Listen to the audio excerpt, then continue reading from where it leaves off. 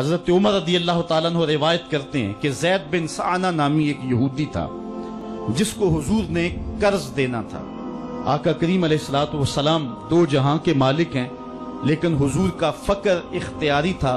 آقا کریم علیہ السلام کے گھر میں بسا اوقات کتنے دن چولہا نہیں جلا کرتا تھا۔ حضور ادھار لے کر کے لوگوں کی مصیبتوں کو بھی دور کرتے اور گھر کا چولہا بھی بعض اوقات ادھار لے کے گرم کرنا پڑتا۔ اعلیٰ حضرت فرماتے ہیں مال کے کونین ہیں گو پاس کچھ رکھتے نہیں، دو جہاں کی نعمتیں ہیں ان کے خالی ہاتھ میں۔ تو کہتے ہیں کہ ایک دن حضور علیہ السلام کی خدمت میں ایک شخص حاضر ہوا جس کا نام زید بن سعنہ ہے اور یہودی ہے، اور اس نے حضور علیہ السلام سے قرض کا تقاضا کیا، لیکن تقاضا اتنے سخت انداز سے کیا کہ اس نے حضور علیہ السلام کی قمیص کو پکڑ کے کھینچا بھی۔ تو حضرت عمر رضی اللہ تعالیٰ عنہ نے جب دیکھا تو بڑے گھور کے اس کی جانب دیکھا اور اس کو پیچھے ہٹاتے ہوئے کہا کہ تجھے شرم نہیں آ رہی کہ اللہ کے رسول کے ساتھ کیسے سلوک کر رہا ہے اور میں تیرے سامنے موجود ہوں؟ تو حضرت نبی رحمت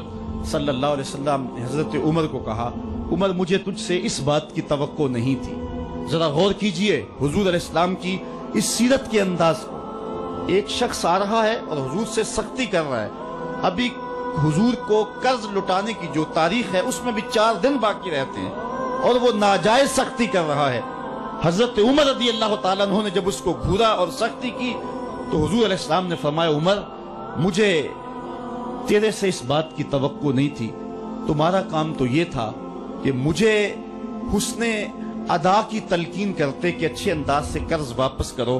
اور اس کو جو ہے وہ نرمی کی تلقین کرتے، اور پھر آقا کریم علیہ السلام نے فرمایا اس کا قرض ادا کر دو، اور اے عمر جو تم نے اس کو گھورا ہے اس کے بدلے میں 20 وسق زیادہ کھجوریں بھی تم اس کو دو گے۔ تو زید بن سعنہ نے جب حضور علیہ السلام کی اس سیرت اور اس کردار کو دیکھا اور حضرت عمر رضی اللہ تعالیٰ عنہ 20 وسق اس کو کھجوریں دے رہے تھے، تو اس نے حضرت عمر کو بتایا کہ میں یہودی ہوں اور میں نے تورات کے اندر نبی آخر الزماں کی شان اور عظمتوں کے بیان کو پڑھا ہے، یہ بات ابھی رہ گئی تھی، باقی ساری نشانیاں میں نے حضور میں دیکھ لی تھی، اب یہ نشانی رہ گئی تھی، آج میں نے یہ بھی دیکھ لی۔ اور پھر وہ حضور کی خدمت میں حاضر ہو کر اسلام کے دائرے میں داخل ہو کر حضور کا عبدی غلام بن جاتا ہے۔ تو یہ انداز حضور علیہ السلام کی سیرت کا زمانے کو حضور علیہ السلام کے قریب کرتا ہے۔ میرا رب خود کہتا ہے لو کنت فظا غلیظ القلب لانفضوا من حولک،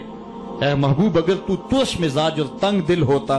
تو اتنے لوگ تیرے گرد کبھی بھی جمع نہ ہو پاتے۔ کچھ ان کے خلق نے کچھ ان کے کردار نے کر لی، مسخر ساری دنیا شہ ابرار نے کر لی۔ حضور علیہ السلام کے پیار نے زمانے کو اس قدر قریب کر دیا کہ وہ حضور علیہ السلام پہ جانیں قربان کرنے کے لیے ہمہ وقت مستعد اور فعال رہتے تھے۔ جتنا پیار انہوں نے حضور سے کیا ہے کائنات میں اس کی دوسری کوئی مثال نہیں ملتی ہے۔ ایک شاعر کہتا ہے اپنے محبوب کا ذکر کرتے ہوئے، وہ کہتا ہے حافظ شیرازی نے غالباً کہا ہے کہ میرے جیسا محب زمانے میں کوئی نہیں، اس لیے کہ تیرے جیسا زمانے میں محبوب بھی تو کوئی نہیں۔ اگر صحابہ جیسا عاشق تمہیں زمانے میں نہیں ملتا تو محبوب جیسا کوئی صورت و سیرت میں حسین بھی تو زمانے کے اندر تمہیں نہیں ملے گا۔ تو حضرت سیدنا انس کے لفظ کان رسول اللہ صلی اللہ علیہ وسلم احسن الناس، حضور لوگوں میں سب سے زیادہ حسین ہے۔ اور دوسری بات کان رسول اللہ اجود الناس، حضور سب سے زیادہ سخی ہیں۔ ایک شخص حضور کی خدمت میں حاضر ہوا اور اس نے سوال کیا، 2 پہاڑوں کے درمیان جتنی جگہ ہوتی ہے اتنی بکریاں تھیں حضور کے پاس، حضور نے ساری اس کو عطا کر دی۔ وہ واپس جا کے اپنی قوم سے کہنے لگا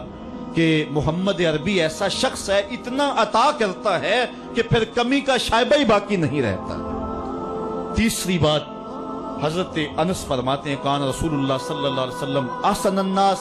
واجود الناس واشجع الناس، کہتے ہیں کہ حضور جتنے دلیر تھے جتنے بہادر تھے،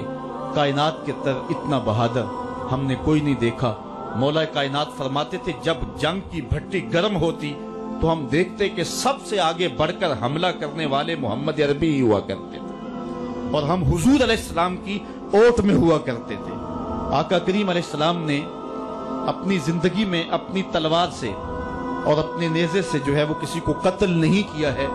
صرف ابی بن خلف وہ بد نصیب شخص تھا جس نے کہا تھا کہ میں نے گھوڑا رکھا ہے جس کو 16 رتن مکئی کے دانے روز ڈالتا ہوں اور اس گھوڑے کے اوپر سوار ہو کے میں آؤں گا اور اے محمد معاذ اللہ آپ کو شہید کر دوں گا، تو حضور علیہ السلام نے فرمایا اللہ نے چاہا تو میں تجھے قتل کروں گا۔ اور پھر غزوہ احد کے موقع پہ جب وہ آیا، کہنے لگا کہ میرا راستہ چھوڑ دو، اور پھر وہ گھوڑا لے کر کے آگے بڑھا۔ صحابہ آگے بڑھنے لگے تو حضور نے فرمایا پیچھے ہٹ جاؤ۔ حضرت حارث بن سما سے حضور نے چھوٹا سا نیزہ لیا اور آگے بڑھ کے اللہ کے محبوب علیہ السلام نے اس کے گلے کے قریب اس کا ہلکا سا کچوکا دیا اور چھوٹا سا زخم اس کی گردن پہ لگا تو وہ بھاگتا تھا اور چیختا تھا اور کہتا تھا کہ قاتلنی محمد نے مجھے قتل کر دیا ہے۔ لشکر والوں نے کہا ابی بن خلف عجیب بات ہے، ایک چھوٹا سا زخم ہے اور تو اتنا شور ڈال رہا ہے۔ اس نے کہا تم نہیں جانتے ہو کہ مجھے کتنی اس کی تکلیف ہو رہی ہے، اگر میری اس تکلیف کو پورے لشکر میں بانٹ دیا جائے تو سارا لشکر مر جائے، جو تکلیف مجھے محمد کی اس ضرب سے پہنچی ہے۔ اس نے کہا مجھے محمد نے کہا تھا کہ تجھے میں قتل کروں گا، اس نے تو پھر مجھے نیزہ مارا ہے، مجھے یقین ہے کہ اگر وہ میری جانب غصے سے تھوک بھی دیتا میں پھر بھی نہ بچ سکتا۔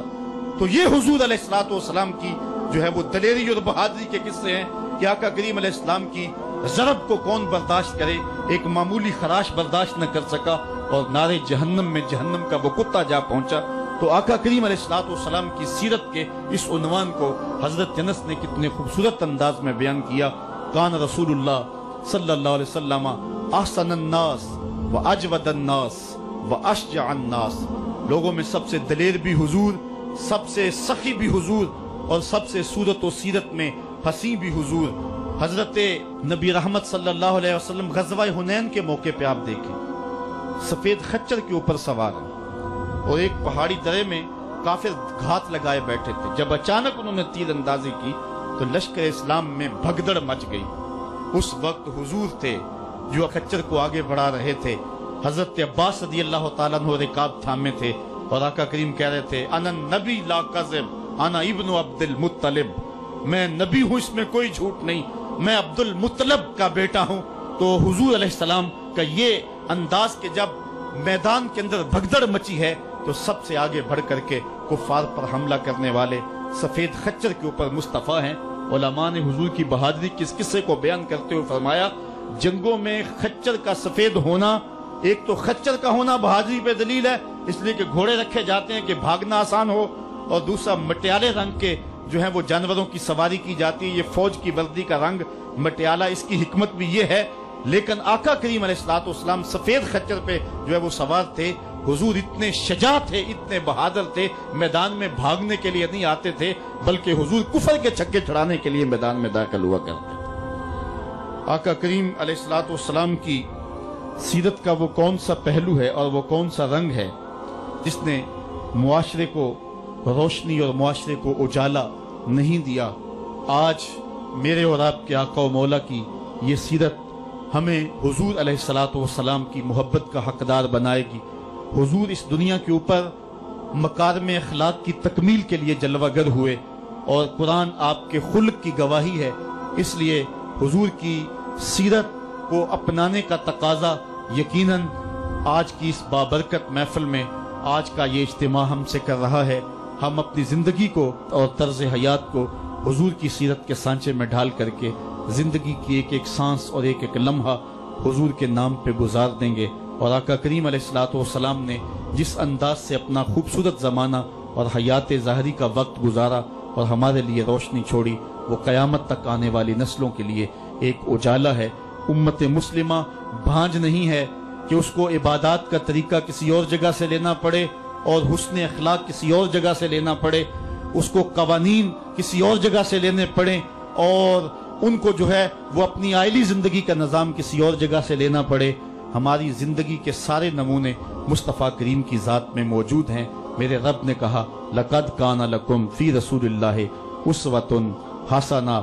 حضور کی زندگی تمہارے لیے بہترین نمونہ ہے۔ اللہ حضور کی زندگی کا نور ہمارے من میں اتار دے، ہمارے باطن کو حرارت اور نور اور اجلا پن نصیب کرے۔